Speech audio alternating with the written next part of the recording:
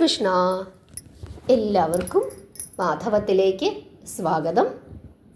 നമ്മൾ മലയാളികളെ സംബന്ധിച്ചിടത്തോളം നമുക്കെല്ലാവർക്കും ഒരുപോലെ ബന്ധമുള്ള ഒരു ദേവതയാണ് നാഗദേവത എന്നുള്ളത്.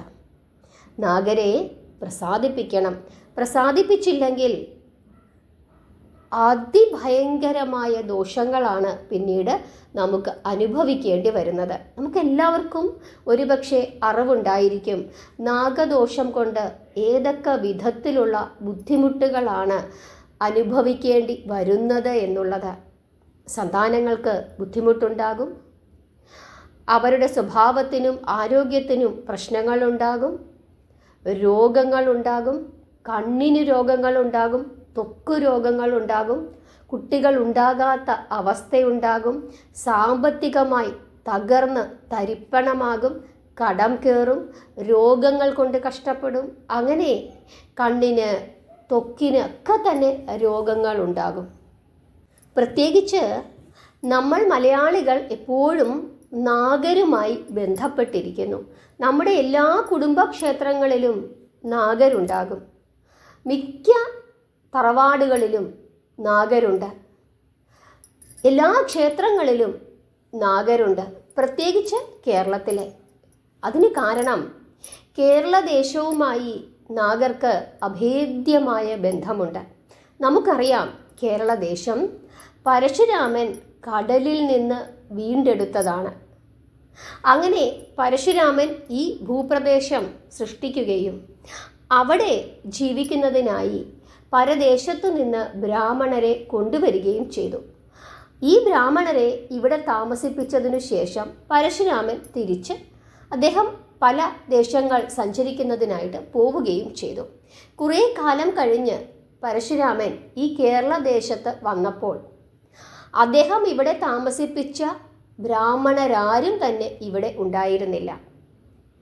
എന്തുകൊണ്ടാണ് ഇവരൊക്കെ തിരിച്ചു പോയത്? കാരണം അവരൊക്കെ അവരുടെ ദേശത്തേക്ക് തിരിച്ചു പോയിരുന്നു. എന്തുകൊണ്ടാണ് ഇങ്ങനെ സംഭവിച്ചത് എന്ന് അന്വേഷിച്ചപ്പോഴാണ് ഈ കേരളദേശത്തുള്ള ജലത്തിന് ലവണരസം ഉണ്ട് എന്നും അത് ഉപയോഗിക്കാൻ സാധിക്കാത്തതാണ് എന്ന് ആ ബ്രാഹ്മണർ പറയുകയും അതുമാത്രമല്ല ഈ ഭൂപ്രദേശത്തിൽ സർപ്പങ്ങളുടെ ശല്യം ഉണ്ട് എന്ന് അവർ പറയുകയും ചെയ്തു.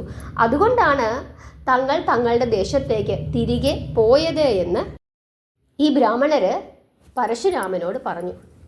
പരശുരാമന് ഇത് കേട്ടപ്പോൾ വലിയ വിഷമമായി തീർന്നു.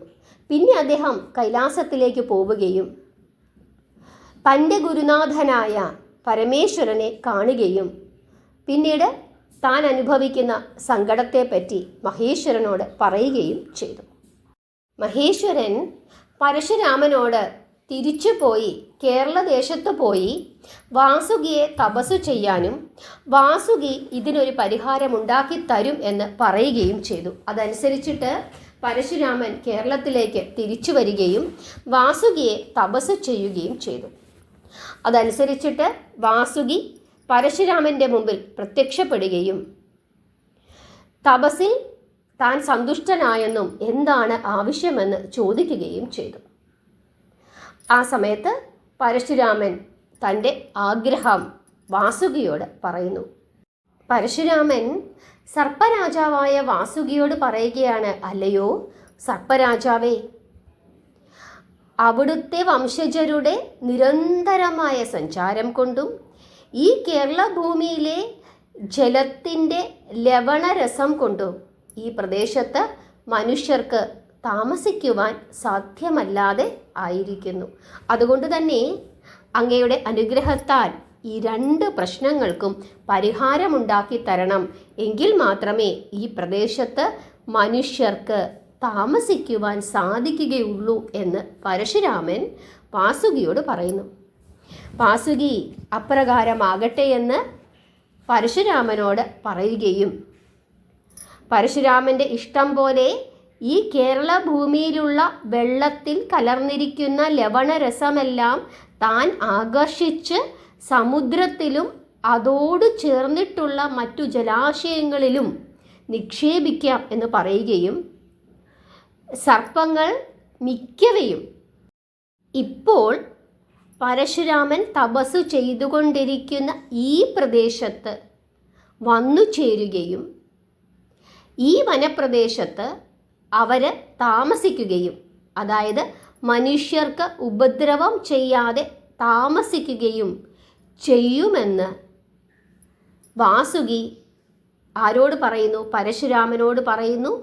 എന്നിട്ട് പറയുന്നു, ഈ പ്രദേശത്ത് വന്ന് മനുഷ്യർ താമസിച്ചു കൊള്ളുക, അതാത് സ്ഥലങ്ങളിലുള്ള സർപ്പങ്ങളെ ഒരു കാവുണ്ടാക്കി അവരവരുടെ പരദേവതകളാക്കി ആ കാവിൽ കുടിയിരുത്തി പ്രാർത്ഥിക്കുകയും അവർക്ക് വേണ്ട പൂജകൾ ചെയ്യുകയും ചെയ്യണമെന്ന് വാസുകി പരശുരാമനോട് പറഞ്ഞു.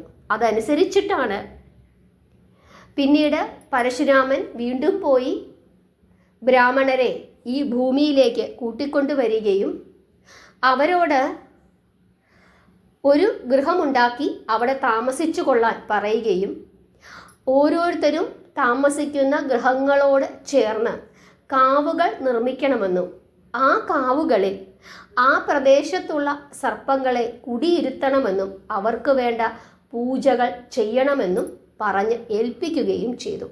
അങ്ങനെ ചെയ്താൽ ആരാണോ അങ്ങനെ പൂജിക്കുകയും ആദരിക്കുകയും ചെയ്യുന്നത് അവർക്ക് എല്ലാവിധ ഐശ്വര്യങ്ങളും കുലദേവതകൾ എന്ന നിലയിൽ സർപ്പദേവതകൾ കൊടുക്കുമെന്നും ഏതെങ്കിലും വിധത്തിൽ അവരെ ആദരിക്കാതെ ഇരിക്കുകയും പൂജിക്കാതിരിക്കുകയും ഉപദ്രവിക്കുകയും ചെയ്താൽ അവർക്ക് എല്ലാ വിധത്തിലുള്ള ദുരിതങ്ങളും ആ നാഗങ്ങൾ കൊടുക്കുമെന്ന് പറയുകയും ചെയ്തു. അവരെ ആരാധിക്കുകയും പൂജിക്കുകയും ചെയ്യാതിരിക്കുകയോ ഏതെങ്കിലും വിധത്തിൽ ഉപദ്രവിക്കുകയോ ചെയ്താൽ സർപ്പങ്ങൾ തിരിച്ച് ആരാണോ അവരെ ഉപദ്രവിക്കുന്നത് അവരെ ഉപദ്രവിക്കുമെന്നും, എന്നാൽ സർപ്പങ്ങൾ സന്തോഷിച്ചാൽ സന്തതിയും സമ്പത്തും സകലവിധ സുഖങ്ങളും ഐശ്വര്യങ്ങളും അവരെ ഉണ്ടാക്കി കൊടുക്കുമെന്നും, കോപിച്ചാൽ സകല വിധത്തിലുള്ള അനർത്ഥങ്ങളും ആപത്തുകളും ഉണ്ടാക്കി തീർക്കുന്നതിനും ശക്തിയുള്ള വകക്കാരാണ് ഈ സർപ്പങ്ങളെന്നും വാസുകി പറഞ്ഞതനുസരിച്ചിട്ട് പരശുരാമൻ ഈ കേരള ദേശത്തിലുള്ള മനുഷ്യരോട് പറഞ്ഞിരുന്നു. അതനുസരിച്ചിട്ട് പിന്നീട് എല്ലാ കുടുംബക്കാരും അവരവരുടെ കുലദേവതകളായി വീടിനോട് ചേർന്ന് കാവുകൾ നിർമ്മിച്ച് അവരെ ആരാധിച്ച് പോന്നിരുന്നു. പക്ഷേ ഇന്ന് നമ്മൾ കാണുന്നത് കുലദേവതയായ സർപ്പങ്ങളെ പൂജിക്കാതെ ആരാധിക്കാതെ നമ്മൾ തന്നിഷ്ടത്തിന് ജീവിക്കുന്നതാണ് നമ്മൾ പലപ്പോഴും കാണുന്നത്. ചിലർ വീടുകളിലെ കാവ ഒഴിപ്പിച്ചിട്ട് മണ്ണാർശാലയോ പാമ്പും മേക്കാട്ടോ എവിടെയെങ്കിലും കൊണ്ടുചെന്ന് ആക്കിയിട്ട് ആ ഭൂമി വിൽക്കുകയോ അല്ലെങ്കിൽ അവരുടെ ഇഷ്ടത്തിന് മറ്റെന്തെങ്കിലും ചെയ്യുകയോ ചെയ്യുന്നത് കാണാം. നമ്മുടെ പ്രായമായ അച്ഛനെയും അമ്മയും അനാഥാലയത്തിലാക്കിയതിനു ശേഷം നമ്മൾ നമ്മുടെ ഇഷ്ടപ്രകാരം ജീവിക്കുന്നത് പോലെ തന്നെയാണത്. അവർ അനാഥാലയത്തിൽ ജീവിക്കുന്നത് പോലെ ഈ നാഗരും അവിടെ ജീവിക്കുന്നു എന്ന് മാത്രമേ ഉള്ളൂ. ഇടയ്ക്കിടയ്ക്ക് അവിടെ കൊണ്ടുചെന്നാക്കിയാലും ഇടയ്ക്കിടയ്ക്ക് അവിടെ പോവുകയും അവർക്ക് വേണ്ട പൂജാതി കർമ്മങ്ങൾ ചെയ്യുകയും ചെയ്യണം. അതുകൊണ്ട് തന്നെ എല്ലാ ദിവസവും പറ്റുന്ന ദിവസങ്ങളിലൊക്കെ തന്നെ നാഗരെ പൂജിക്കണം. ഏതു ക്ഷേത്രത്തിൽ ചെന്നാലും അവിടെ ഒരു നാഗരുടെ പ്രതിഷ്ഠയുണ്ടെങ്കിൽ അത് തങ്ങളുടെ കുലദേവത എന്ന നിലയിൽ സങ്കല്പിച്ചു തന്നെ അവരോട് പ്രാർത്ഥിക്കുകയും അവർക്ക് വേണ്ട പൂജകൾ ചെയ്യുകയും ചെയ്യണം. നാഗരെ പൂജിച്ചില്ലെങ്കിൽ അവരെ ബഹുമാനിച്ചില്ലെങ്കിൽ പല വിധത്തിലുള്ള അനർത്ഥങ്ങളും ഉണ്ടാകും. എന്നാൽ നിത്യേന എന്നോണം നാഗരെ പ്രാർത്ഥിച്ച് പൂജിച്ച് മുമ്പോട്ട് പോയി കഴിഞ്ഞാൽ ആ കുടുംബത്തിന് ഐശ്വര്യം മാത്രമേ ഉണ്ടാവുകയുള്ളൂ. തർക്കമില്ല, 100% ഉറപ്പാണ്. ആരെങ്കിലും അതിന് വിപരീതമായി പ്രവർത്തിച്ചാൽ അവർക്ക് ദുരിതങ്ങൾ ഉണ്ടാകുമെന്നുള്ള കാര്യത്തിൽ യാതൊരു തർക്കവുമില്ല. മറ്റു ദേവതകളെ നമ്മൾ ഒന്ന് ആരാധിച്ചില്ലെങ്കിലും അവർ ഇത്ര പെട്ടെന്നൊന്നും നമ്മളോട് കോപിക്കുകയില്ല. എന്നാൽ നാഗരെ ആ വിധത്തിൽ നമ്മൾ കണക്കാക്കരുത്. അവർക്ക് വേണ്ട പൂജകളും അവർക്ക് വേണ്ട ബഹുമാനവും നമ്മൾ നിർബന്ധമായും കൊടുക്കുക തന്നെ ചെയ്യണം. ഞാൻ നിങ്ങൾക്ക് ഒരു നാമം പറഞ്ഞു തരാം, ശ്രദ്ധിച്ചു കേട്ടുകൊള്ളുക. ഓം അനന്തായ നമ, ഓം വാസുകേ നമ, ഓം തക്ഷകായ നമ, ഓം കാർക്കോടകായ നമ, ഓം ഗുളികായ നമ, ഓം പത്മായ നമ, ഓം മഹാപത്മായ നമ, ഓം ശംഖപാലായ നമ. ഈ നാമം എല്ലാ ദിവസവും ജപിച്ചു പ്രാർത്ഥിക്കുന്നത് അങ്ങേറ്റം ശ്രേഷ്ഠമാണ്. ഞായറാഴ്ച ദിവസം മത്സ്യമാംസാദി ഭക്ഷണങ്ങളെല്ലാം ഒഴിവാക്കിക്കൊണ്ട് സർപ്പദോഷമുള്ള ആളുകൾ ഈ നാമം ജപിച്ചു പ്രാർത്ഥിക്കുന്നത് ഒരിക്കലുണ്ട്. ഈ നാമം ജപിച്ചു പ്രാർത്ഥിക്കുന്നത് അല്ലെങ്കിൽ ഉപവാസം അനുഷ്ഠിച്ച് ഈ നാമം ജപിച്ചു പ്രാർത്ഥിക്കുന്നത് സർപ്പദോഷ പരിഹാരത്തിന് അങ്ങേറ്റം ശ്രേഷ്ഠമാണ്. ആർക്കൊക്കെയാണോ സർപ്പദോഷങ്ങളുള്ളത് അല്ലെങ്കിൽ നാഗരെ വേണ്ട വിധത്തിൽ പൂജിക്കുവാൻ സാധിക്കാത്ത മനുഷ്യരായിട്ടുള്ളത്, അവരൊക്കെ തന്നെ ഈ നാമം നിരന്തരം ജപിച്ചുകൊണ്ടിരിക്കുക. എല്ലാ ദിവസവും ജപിക്കുക.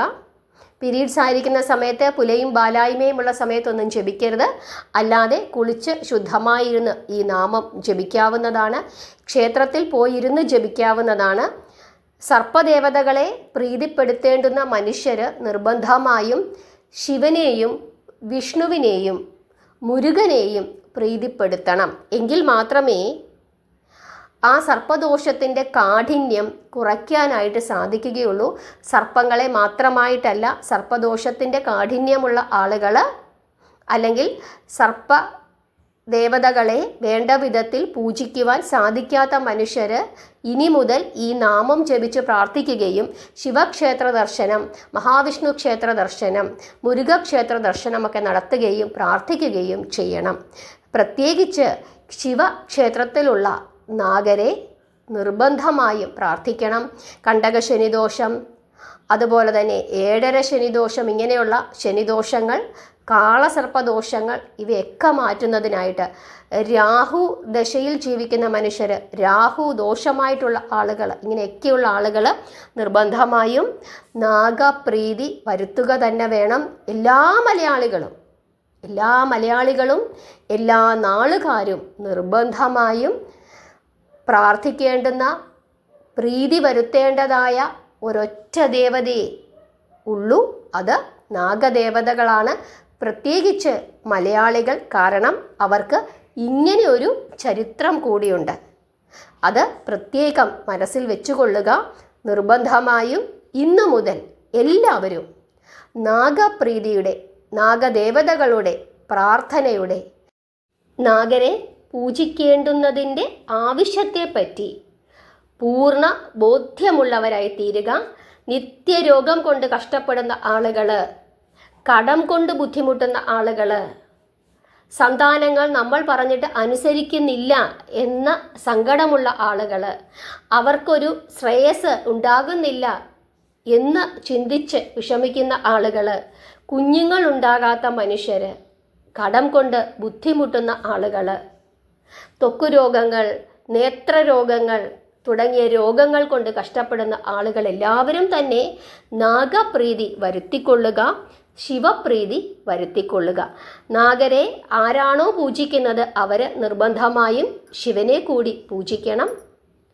ശനിദോഷങ്ങൾ കൊണ്ട് കഷ്ടപ്പെടുന്ന ആളുകൾ, രാഹുർ ദശയിൽ ജീവിക്കുന്ന ആളുകൾ, ഇവരൊക്കെ തന്നെ സർപ്പപ്രീതി നിർബന്ധമായും വരുത്തണം. അതുകൂടാതെ ശിവപ്രീതിയും വരുത്തണം. പറ്റുന്ന സമയങ്ങളിലൊക്കെ തന്നെ മഹാവിഷ്ണുവിൻ്റെ ക്ഷേത്ര ദർശനവും അതുപോലെ തന്നെ മുരുക ക്ഷേത്ര ദർശനവും നടത്തി പ്രാർത്ഥിക്കണം. അങ്ങനെ ചെയ്തു കഴിഞ്ഞാൽ നമ്മുടെ ദോഷങ്ങൾക്ക് പരിഹാരമുണ്ടാകും.